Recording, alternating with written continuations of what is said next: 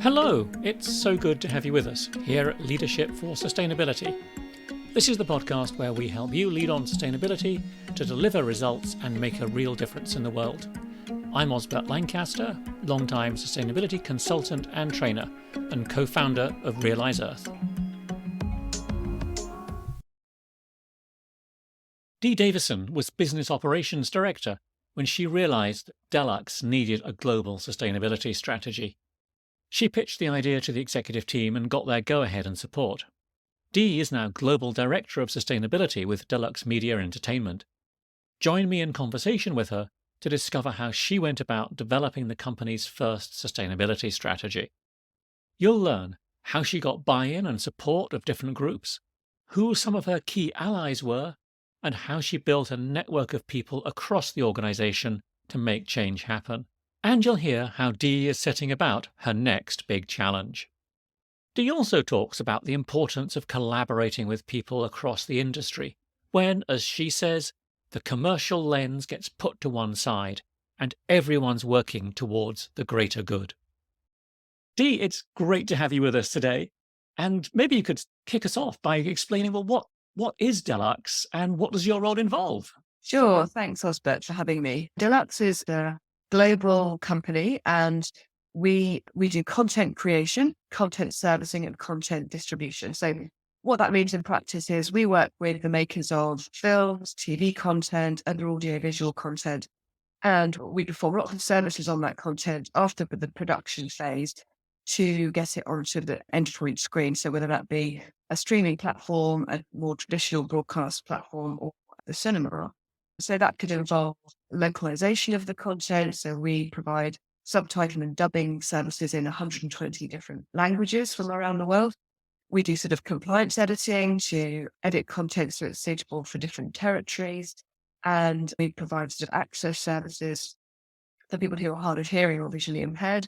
And then we distribute the content as well. So we will do the physical distribution to the cinema or to Netflix or to the streaming platform or wherever it's destined. And that's normally to a fairly tight schedule to meet a certain kind of release date.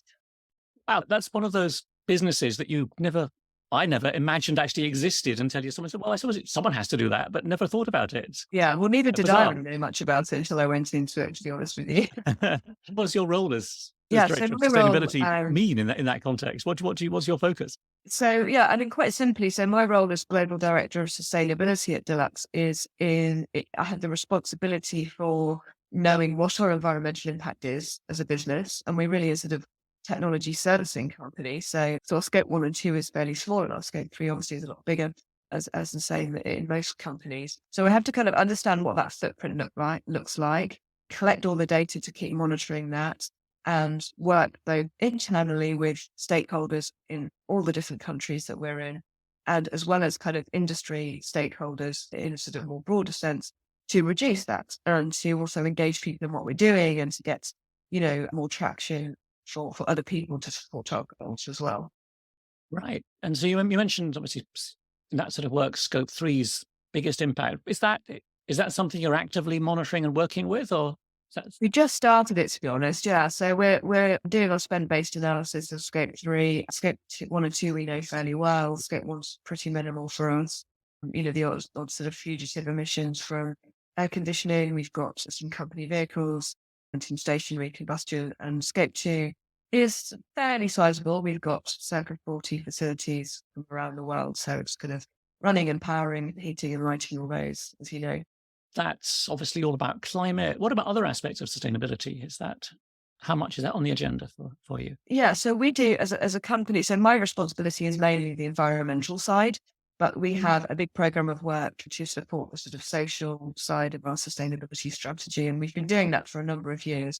So we have a big DEIB sort of program of work. We do a lot to support women in our industry, which traditionally have been a fairly underrepresented group, but that's improving through work that our company and lots of other companies are doing. So yeah, we had quite a strong social drive to our business, and we were recently awarded one of the top 100 best loved workplaces through Newsweek. So that was nice. And I think that's testimony to some of the work we've done in those areas as well. Yeah. Excellent. So what's got you fired up about sustainability most recently? So I would say, sort of outside of a business context, something that's really been inspiring me and firing me up is an event called Climate Cycle. And that's being done by a world champion, ex-world champion triathlete and world record holder called Kate Strong. And she is cycling the perimeter of the United Kingdom over 3 months. So that's 3,000 miles in 3 months. And she's visiting sort of 40 odd sustainability projects along the way and learning about lots of great work that's happening in our own country to support the planet. And what's great is that you can get involved in this as well. So I'm hoping to actually go and join some of her ride when she hits Bath and Bristol in August. But anyone out there can join the ride virtually or in person. And if you join virtually, they commit to planting a tree. So you can go on this brilliant app called Climate Games, and you can cycle any distance in the gym or just sort of locally. And everyone who joins her eventual Climate Games and participates through cycling whatever distance gets a tree planted. So I did that a couple of weeks ago. It felt great. I was sort of part of this big initiative, and I've been following her on Instagram and, seeing her journey and what she's learning about these different projects. So I have to say that's really fired me up and got me very inspired. Yeah. It's really interesting. I hadn't heard of that until you mentioned it. Why that of all the different initiatives and projects and campaigns and stuff that are going on? What is it about that one that are really? I guess it's local. So the point of it is to say, there are a lot of big kind of charities and great work going on internationally to fight climate change. This is more of a local sort of single person doing something and trying to make a big impact. And I want to support that. So and it's been very interesting learning about the things I just didn't even know that was going on in our country. So I suppose the local level part of it in some ways makes it more tangible and meaningful to me in my day-to-day world as well. Yeah, I think it's really nice sort of when people like showcase and share the stuff that's going on that we don't often know about, and it can be happening down the road and you don't know about it. So exactly. Yeah, I really like that. Yeah. I think that's a bit about what we're trying to do with this podcast. Is like lots of people don't realize, what other people working on sustainability are doing inside businesses and elsewhere. So yeah, that's great. Yeah. So back to the sort of the business side of it. What, in terms of your career, all the work you've been doing around sustainability, is there anything what is the aspect of that you're most proud of, especially around engaging and involving colleagues and stakeholders in sustainability? I guess I would say I am most proud of the fact that I instigated the global strategy for Deluxe in sustainability. So what I mean by that is for a number of years, Deluxe has been doing a lot of good stuff locally and regionally on sort of more CSR, more kind of additional CSR type charitable volunteering type initiatives. And I'd always been sort of putting my hand up to support those and to help lead those, but it was always additional to my day job. And then I suppose What was your day job at that time? So I was a business operations director. So I was more involved in the sort of day-to-day running of the business. And I suppose, recognizing the way that legislation was going and seeing the increasing expectations of our customers and our investors, I felt that, having a localized sort of CSR type approach just wasn't going to cut it for much longer. And so I made a business case to do this on a kind of global level. And I pitched that to the executive team, who are very grateful to say they supported it. And it supported me to kind of upskill and do some professional development in that area to then lead that strategy and make it happen and implement it. So, I suppose I feel proud that I was the instigator of trying to get us ahead of the game in sustainability, which I feel like we are at the moment, and there's always changing it, of course, but in our part in the sector, I think we are being recognized as being, doing some good work, and we're sharing that as much as we can as well with the broader industry. So, and now, when our investor asked us to report on our carbon emissions last year for the first time as a mandatory requirement, we were able to deliver that. And, so I felt proud that I was able to make that happen for the company and to give us a good foundation in sustainability to then build on that.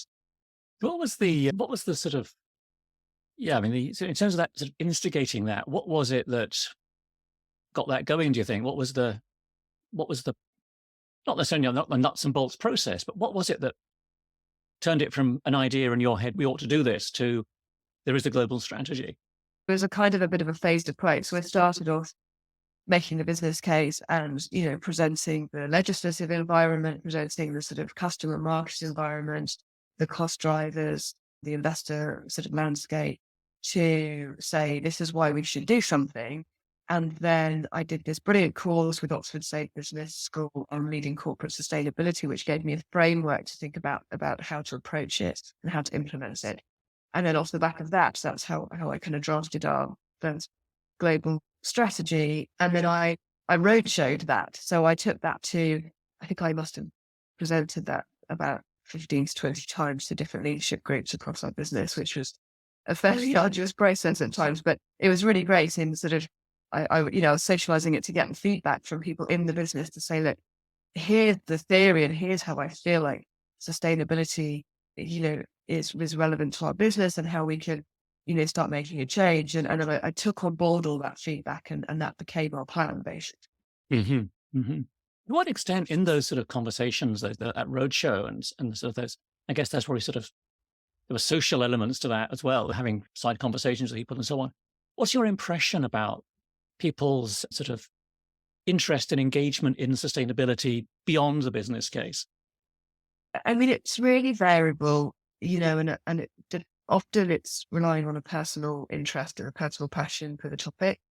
So some people are on board immediately, others take a little bit more time. And what I've learned is that, there are different drivers for different people. So, if I'm presenting to finance, this is kind of obvious really, but if you're presenting to finance, then you're focusing on the cost. And if you're presenting to legal, you're focusing on the legislative environments. And if you're presenting to the business, then you're looking at kind of opportunities operationally of how you might be able to be more efficient and, you'll increase your productivity. So yeah, there are, for different people, there are different drivers, but beyond that, people's personal motivations differ and their own experiences of climate change or environmental impact differs. So, and I kind of saw that as an opportunity for me to learn about, the audiences that I'm serving in a way and that I was working with, to learn what makes them tick and to understand how best to then engage them. So you have to be a bit of a chameleon really in a role like this and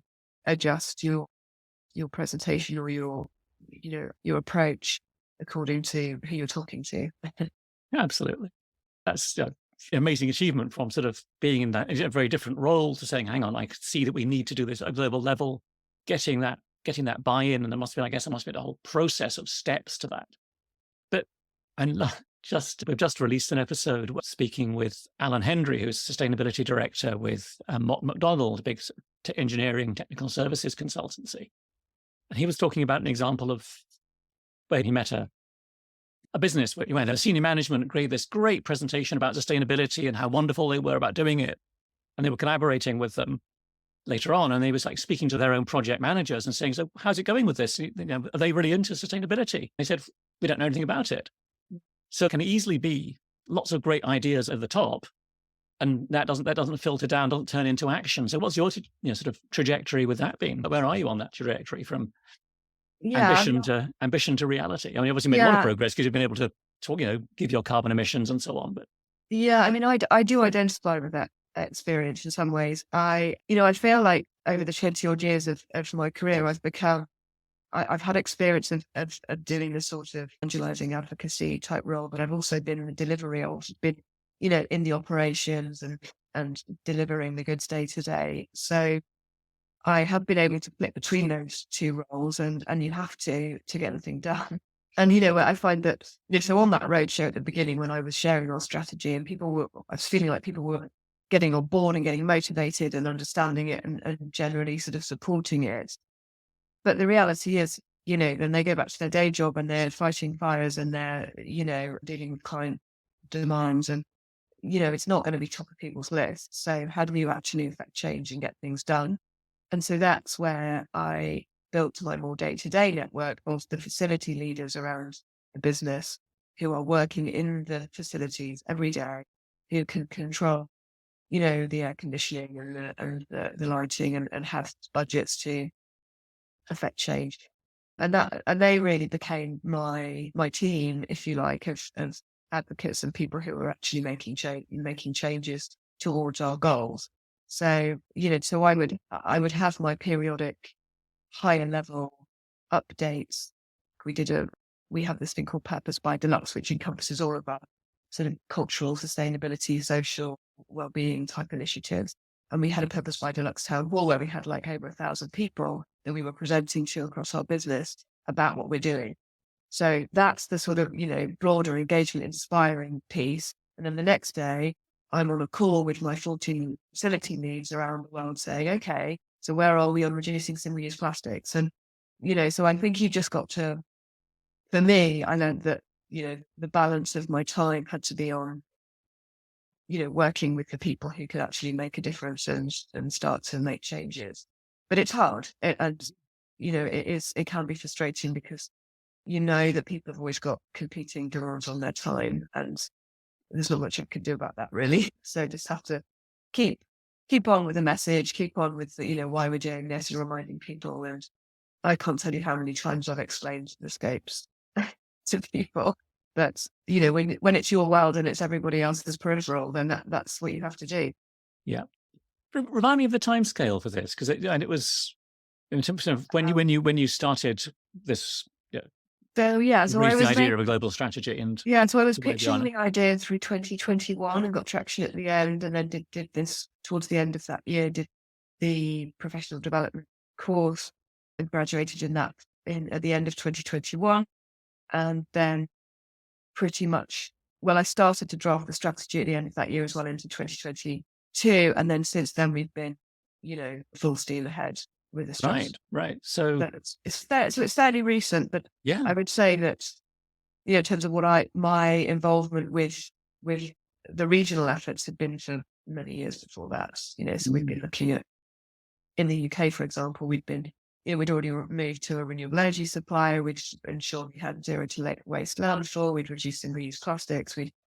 We built some vegetable allotments for staff on our site. So we'd been doing quite a lot in our regional efforts, but it became a global strategy and an effort where I was leading it far more recently. So I guess for you, at least, for yourself, you weren't starting from scratch.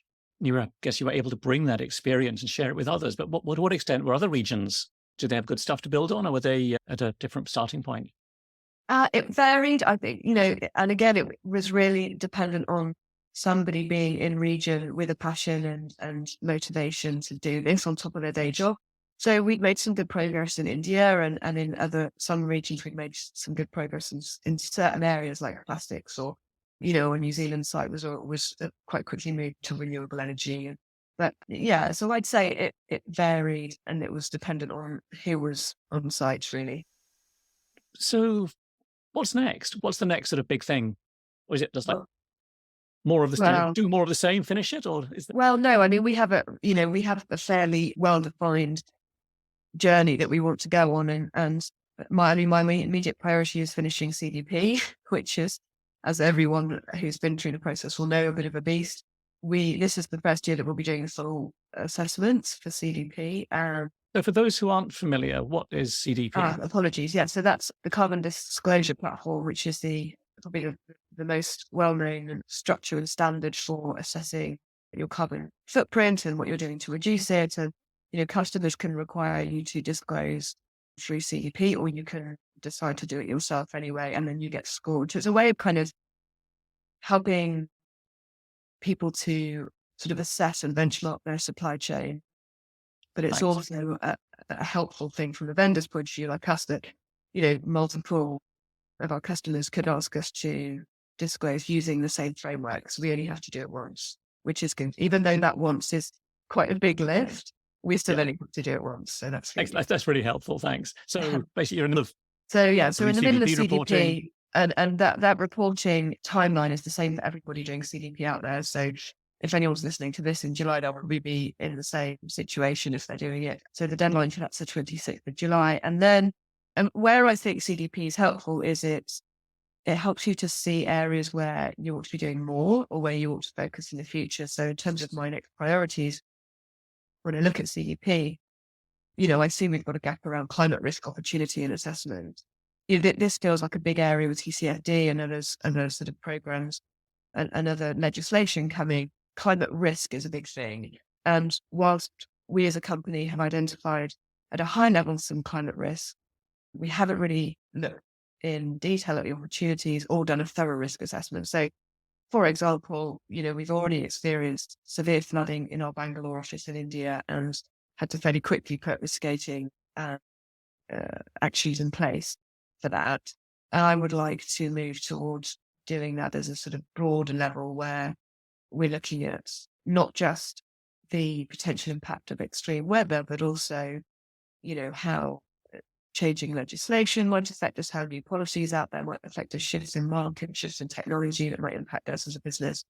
So, yeah, and also look at the opportunity, like the shifting landscapes and how we might benefit from what we're doing to reduce our environmental impact. So I think the goal is really to make your business more resilient for the future. And I want to be ahead of that. I don't want to be doing it while we're sort of surrounded by forest fires or heat waves or people can't get into the office or whatever the issue might be. So, and I think that CDP gives a great kind of format for looking at risk. So even though, we can't fully complete that section yet, and that's probably another sort of 2 years away for us, it's just really helpful to give you that view. So that kind of thing will be up on my priority list, I think, going forward. Yeah. And in terms of delivering that, what are the sort of the key things that are make that easier, faster, better? Both sort of, I guess, maybe sort of like strategically, but operationally. What are the key things that you think really need to be in place to be able to deliver on that? It's a good question. I'd be looking at, if we were doing scenario based as a risk and an opportunity assessment, that's basically looking at different levels of warming and how that would impact your business. I'd be looking for some external help to do that from experts. So, and we've already got some proposals from people to look at that.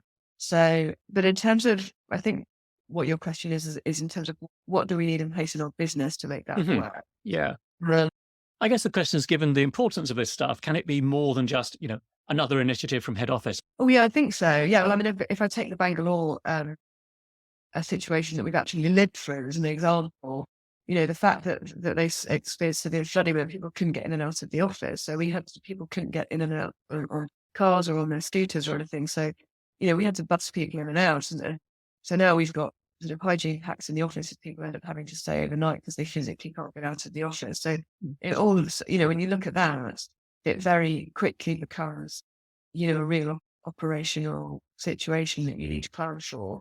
So it's not just a piece of paper that's a risk assessment. It's like, this has actually happened in one of our countries. And, we're headquartered in California, which has experienced severe forest fires over the last few years, which has prevented some people getting into work. Similarly here with the heat waves melting the road. So I feel like, there's plenty of examples of how this is already impacting our business. And when you get to talking about those examples, it sort of almost becomes just part of your general business risk assessment rather than a climate, the fact that climate is causing it is important, but it's more about, okay, how do we prevent this from taking down our business? How do we keep our business running when these things are happening? And so I feel like that probably won't be a problem because ultimately we need to keep running to deliver the customers' demands and to keep bringing in the revenue. So yeah, we have to focus on that. Yeah, and when you were talking about the carbon emissions stuff, you were talking about the importance of that network of your team, essentially, all the facilities people across the business. What would be the equivalent in this sort of risk assessment piece? Well, I think you'd be looking at those facility leads because they will be the people. It's a bit like COVID, all of a sudden you have to shut down the office and everyone has to start to work from home. So you're mobilizing your IT teams are really important. Your facility teams in terms of your health and safety protocols in the office. The operational leads are critical, obviously, because they know what the workflows are and how those could be impacted. And I think to some extent your supply chain. So, for us it would be, our cloud providers, our tech vendors. So, if we've had issues with our supply chain and getting a hold of kit that's traveling from the east through, because of sort of issues with chips and other sort of natural resource materials, that sort of stuff. So I think supply chain becomes quite important as well. But yeah, it's there would be a kind of a SWAT team, if you like, that you would need to get together pretty quickly. But that's all part of the risk planning, isn't it? Yeah. So I was thinking more not about when the sort of the stuff hits the fan. It's more in that preparation phase. Oh yeah, okay. That team of people who are sort of on it. And exactly. So I wouldn't be able to kind of do the risk assessment single-handedly. I'd be pulling in all of those people to sort of map out what are the operational processes, where are people based, who's hybrid, who's reliant on the office, who can work externally, and what are the really, I guess it's IT infrastructure demand, because our whole business is running on tech. So yeah, that's what I would be focusing on, bringing together the IT and the tech support teams, and then the people who are doing the work, to see, what would that look like in a different scenario, and how would we deal with that if people can't get into the office. And, COVID in some ways has been helpful for us to practice some of that. But in our business, because of the type of content we're dealing with, lots of it's pre-release content. So that means there's high security. So you can't just be doing that necessarily at home. In a home-based environment, you have to have a secure office environment to make sure that content's protected. So there are other considerations too. So, you're obviously, really passionate, really committed around this. What's got you, what's got you going on this, and what keeps you going? Well, to be honest, my journey in sort of sustainability in the broadest sense started 20 odd years ago when I left university, and I've been motivated by kind of social good for many years. And I did lots of volunteering, particularly with older age groups through my 20s, and in my 30s, I did some extra curricular qualification when I had my first maternity leave on the power of kind of intergenerational community engagement. So bringing the different generations together. And then in my second mat leave, I launched some initiatives locally, which brought together older people and mums with young babies, which was a beautiful, sort of lovely intergenerational, almost therapy, really. And then that all got cut short when COVID happened, unfortunately. But so I feel like for many years I was doing all this sort of social work outside of my career, which was really, filling my bucket in terms of feeling warm and sort of like rewarded in that sense. But I also really like my career. I like the industry I work in. I'm motivated by kind of, commercial business, and I like sort of thinking strategically, and I'd come from a kind of strategy background. And so I kind of wanted to keep on that pathway. And so really, I had quite a lot of soul searching around how do I bring these two things together. And, with the emergence of kind of ESG and the more focus on corporate sustainability, that felt like the perfect opportunity for me to feel like I could bring my motivation and sort of passion for doing good for the world, and not to say that I'm, like Greta Thunberg or anything, but just, I could sort of feel more rewarded in my career and actually keep up the kind of corporate focus and keep my sort of commercial strategic lens, but bring in the sort of, the planetary and social good to that. So yeah, I guess that's what's motivated me and why it matters to me. And it has done for many years. And so along this journey, and it's been a long journey with many different steps, are there any particular people or organizations that you've found have been really important to you on that journey?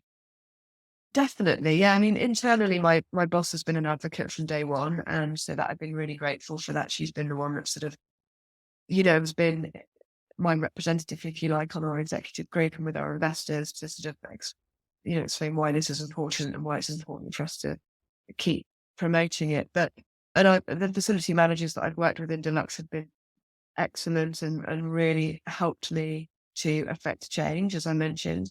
But then there's been other people alongside that cheerleaded me along the way. So, at the beginning when I was thinking of making the change and sort of focusing fully on corporate sustainability, and along the way when you hit humps and bumps in the road, they're the ones that kind of, remind you why you're doing it. And so I've had brilliant mentors and friends and family and other colleagues that have helped me along. So that's been really good. I was on a RISE Women in Broadcast mentoring program. I've been on it for a number of years. I've been a mentor on it 3 times now. And last year I was a mentee, and my mentor was just, really gave me wings that year, because it was a big year for me. And so that's helped me enormously.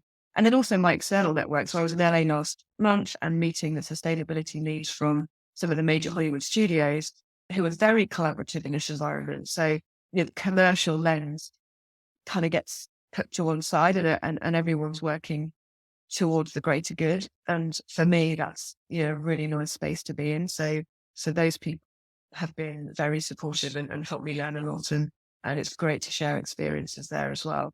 So yeah, I would say my kind of external network that I've been built up in the industry over 20 plus years has been instrumental, and has been a huge help, as well as those kind of key stakeholders in the business as well. That's really fascinating. I guess I take two things from that. One is like it's a reminder for all of us that, despite what it looks like, when you mentioned Greta Thunberg, like sometimes it looks like there's this superhero doing it all by themselves, but in fact, change always happens with a group of people, connections and whatever, working together on this stuff, even if there is perhaps a figurehead or someone at the front, in front of the camera. So that I think you've really shown that. The other thing I sort of take from that, I guess, is it was really clear when you mentioned those heads of studio in Hollywood and putting aside the commercial interest to focus on this greater good. And I think in my experience, certainly, when you have the chance to perhaps put aside some of the day-to-day pressures and so on, and just start looking at, well, what really matters, you can have those conversations about, well, this is why we care about stuff. This is what we want to try and do. And then you can work out how you can do that. And obviously it has to make sense commercially, otherwise you go bust. But, and I think that connecting in with that sort of personal interest and drive is so important. Do you want to say more about that? Yeah. So do you mean that why, my personal interest, and why that's kind of how that's helping me in my day? And thinking about your experience of engaging other people, whether that's inside the business or outside the operation, you started off a lot with the business case, which absolutely is really crucial. But there's also this personal connection, and this personal connection with each other, but also this personal connection to the greater good that you mentioned. And how do those things play together in your experience? I mean, it matters hugely, because everybody who I have met on the whole in this space is in it because they care about it. It's not the sort of thing that you go into because you just sort of fall into it, and it's intentional. There's always like that sort of, when you meet people, you immediately have this sort of understanding that you're both there, that everybody's there, and we've all probably struggled with lots of the same things, and we're all probably motivated by a lot of the same things. And what's interesting to me is the people who are in their roles in our industry, who've come from other industries, maybe they've come from energy or renewables or other parts of clean energy or sustainability in other sectors. And that for me is great, because, that's just bringing in all this knowledge and awareness of what other people are doing in other sectors that we can learn from. So yeah, I would say that's one part that I absolutely love about the job, is meeting people driven by the same thing, with the same motivations, often with the same challenges. And so you meet people from different industries or from the same industry, and it's almost like half a therapy session and half a kind of business meeting, because you might go at different stages of your journey, but yeah, the challenges in terms of engagement and progress and the legislation and everything else that we're all doing is often very similar.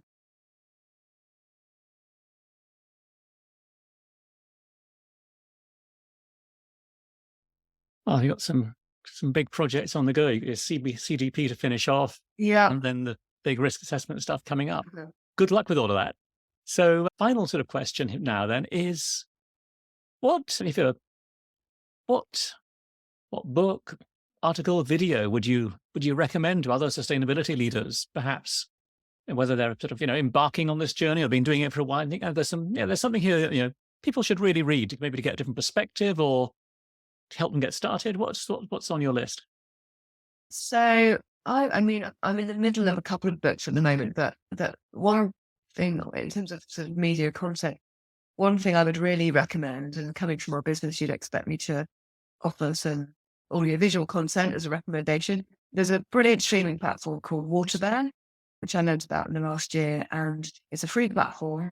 There's no ads on it, and all of the content is about people, communities, organizations who are doing work to save the planet. So it's really varied. There's there's short form content, there's feature length content, there's series there as well.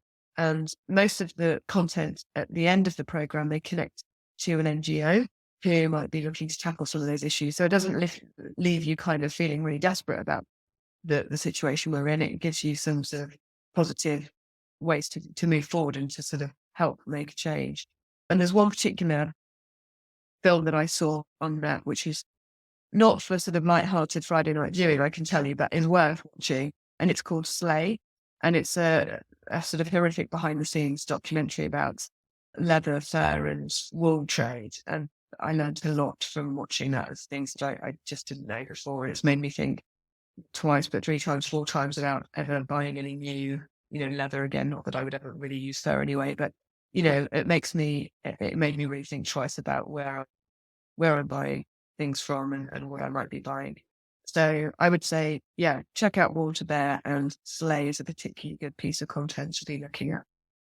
Yeah, I have actually I've heard of Waterbear, but I don't think I've ever had taken a look at it. So this is a great prompt to do that. It's really good. Yeah, I found it very, very informative. And as I say, sometimes you don't want to watch an hour and a half of content, of something that's quite sort of distressing, and you have to be in a certain frame of mind to do that. But how it's great is that it's got lots of short form as well. So you could just watch something for 10 or 15 minutes and still learn a lot about, projects going on around the world to fight climate change or other issues. I think that is one of the big challenges with communicating a lot of this stuff. And I've been invited to go and go to screenings of some film about some environmental crisis or disaster or something. I think, I'm sorry, I just don't want to go and spend my evening doing that. I know enough about it already to be worried. Yeah. Being more worried isn't going to help me. So I think the idea that there is these shorts, particularly, are tied in with what you can do as a result. I guess presumably some of those projects are also sharing stories of hope as well. And absolutely, yeah. And one thing that's interesting about our industry is that there's from the content production side, there's a lot of effort on reducing the footprint of making the productions, but there's also something called the Climate Content Pledge, which is an initiative led by BAFTA Albert, and Albert is the sustainable sort of production initiative, where if you look at the end of credits of lots of programs that you see on TV, you see a Albert Sustainable Production Stone. And their climate content pledge is to get more, to sort of normalize climate related issues on screen. So yes, it's important to have all of the sort of David Attenborough real stories about what's going on out there, but it's also important just to kind of make climate action more normalized in your day-to-day programming. And some research that was done by the University of Southampton showed that people feel far more engaged in a topic and able to and willing to act if it's a story of hope, rather than if it's a story of, what a terrible situation we're in. So, obviously, that's not to say that we shouldn't try and understand the reality of the state of the planet. But I agree with you, a lot of people feel more empowered and willing to engage if it's a story of hope and things, going well.